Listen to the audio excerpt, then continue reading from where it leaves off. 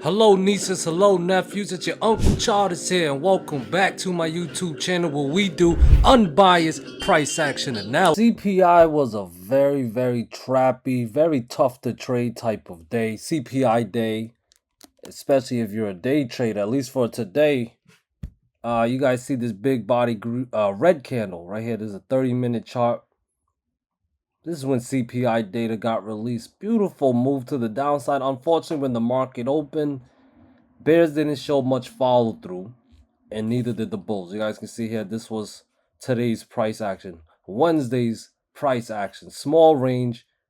By the time it opened, SPY opened around 513.48-ish. I had a 514-ish level. It bounced. It cleared it.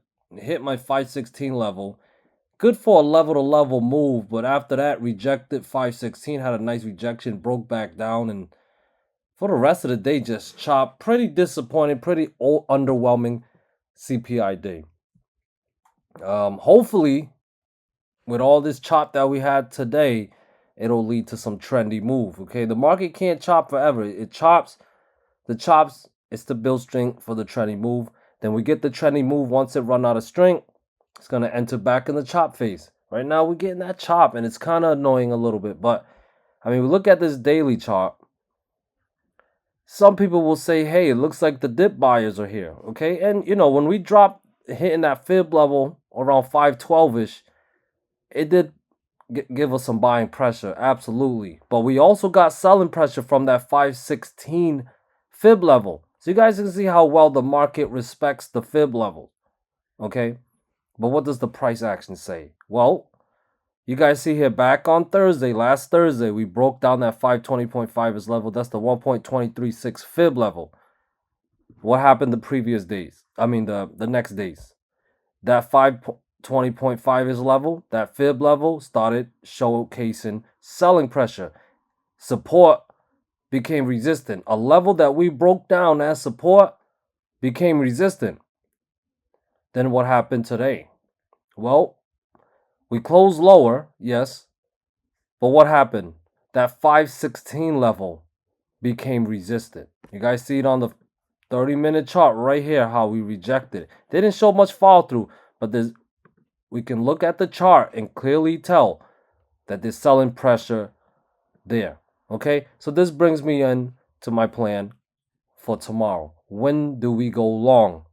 When do we buy calls? We go long and buy calls when loss levels are recaptured, okay? So right now, it's, based on today's candle, it closed at 514-ish. We know where the selling pressure is, which is at 516. We know we lost that level as well. So a recapture of 516, for me, would trigger longs. It would have to clear that level and showcase on using 15-minute, 30-minute candle chart that it becomes support. We clear 516. If it can show that it's becoming support, 518 would be in play. I play it level to level. It's a no greed approach. It's a safe approach. 518 will be in play. Take most profits there. Leave a runner in case we go up higher. And if 518 clears, guess what? We're going back to test 520.5-ish. And above 520.5-ish, we cancel all the selling pressure that we had from last Friday, Monday, and Tuesday. That would be bullish. Put in the higher targets in play at 522, maybe up to 523.2-ish, around there. Okay? Now, if we fail to clear 516, as sheep-style traders, we got to look to react. All right? We have that fib level of 514.4-ish, then 513.2-ish. I'm going to round it to 513.2. And then there's that 512 level. These are the new levels that I'm watching. If they're a little different from yesterday, well, we're updating it, okay? Add these levels to your charts, please. And if we break them down, 513.2, 512, definitely 512, because that was a buy pressure zone today. So if we clear 512, I'm looking to short. I'd be looking to short with 510.5 and 508 fib level in play. All right, guys, you guys got my plan for SPY for tomorrow. Let's trade it unbiasedly. And then there is QQQ, all right? You guys see here, Monday, even Tuesday, 439 fib level behaved as support. We even lost that level last Thursday and recaptured it last Friday. Market makers use that level as a trappy level to trap the bears. But what happened today? Gap below it and treated that level as a sell zone, resistant level. So, what is the bull case scenario? We long when 439 recaptures. If above 439, like we gap up, then we watch the next resistance at 441. And if above 439 and 441 clears, we'll look to long that. Just follow the price action. Now, if we stay below 439 and 437 breaks down, we want to look to short with 435.4 in play first, take most profits there, level style, and then we leave a runner. Okay, we can always add to our winner if everything goes in our direction. But for me, I like to leave my stop losses in profit. Just let it babysit the runners. Let the runners run. If it breaks down 435.4, 434, 432.4 are in play. Okay, guys. NVDA had a beautiful trade setup this morning. I mentioned to the group, if 837, 840, 841.6 clears, guys, bullish. And what happened? Well, we got that breakout, and it was a beautiful move to the upside. However, we got an inside candle setup. For me to be bullish, one thing I need to do is stay above 868.6, clear the next resistance levels, right? 870, of course, 872, 874. But the critical one would be at 876.5-ish. That's the mother candle's high. Clear that, bottoms in. It also clears the green trend line. Look to long and all that happy stuff. If we're going to break back down, it's going to, one, have to get back below 868.6. Then it'll be a false breakout setup. That will be bearish. I would favor a test of 859. If we break down 859, down back to the 840s, we go. Overall bearish below 868.6, bullish above it. Okay, let's keep it simple. And now I got new levels for Tesla. I got it from the double bottom. Okay, guys, I use, the way I get my fib levels is from TradingView, guys. Okay, you guys see my left tab right here, fib retracement. I press it and then I can get my fib levels however I want, set it how the levels I want.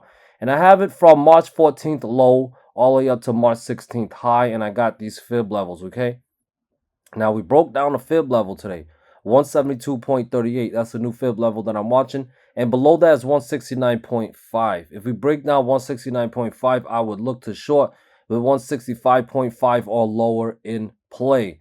Getting back above 172.4 could trigger a move back to the upside with the next fib level at 175.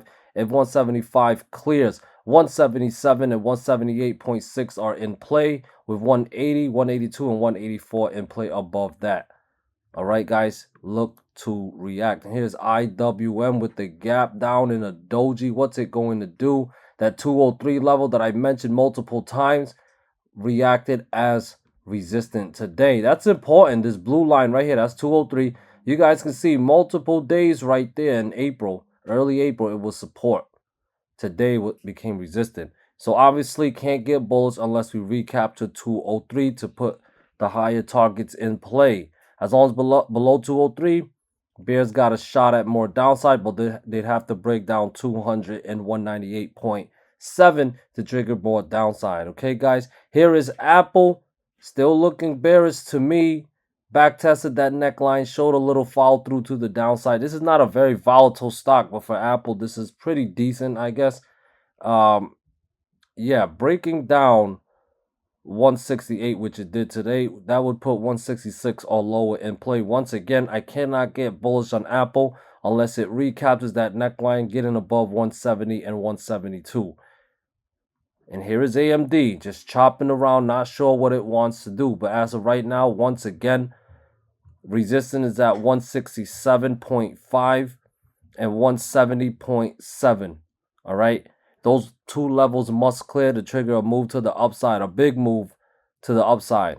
Okay, 176 and 180 would be targets. To be bearish, it bounced off a fib level today that I had around 164. But to be bearish, it's going to have to break down 166 and 164 to put 161.8 or much lower in play. We still got that gap all the way down at 148. Can it get filled?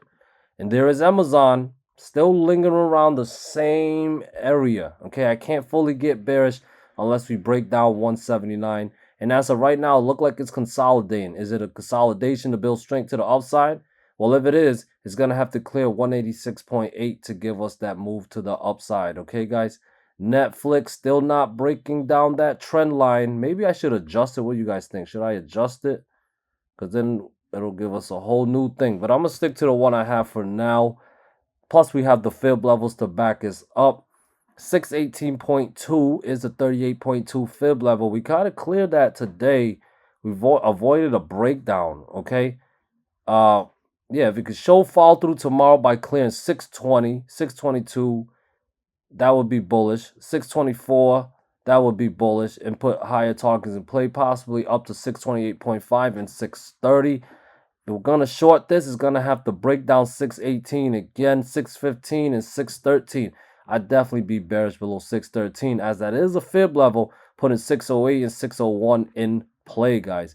Microsoft bouncing off that 420.8. Well, we had a wash below it, though, but overall avoided a breakdown of that fib level, coming right into this multi-month trend line. Bullish follow through tomorrow will be to recapture 424 and 426.4, because we sure as hell lost it today.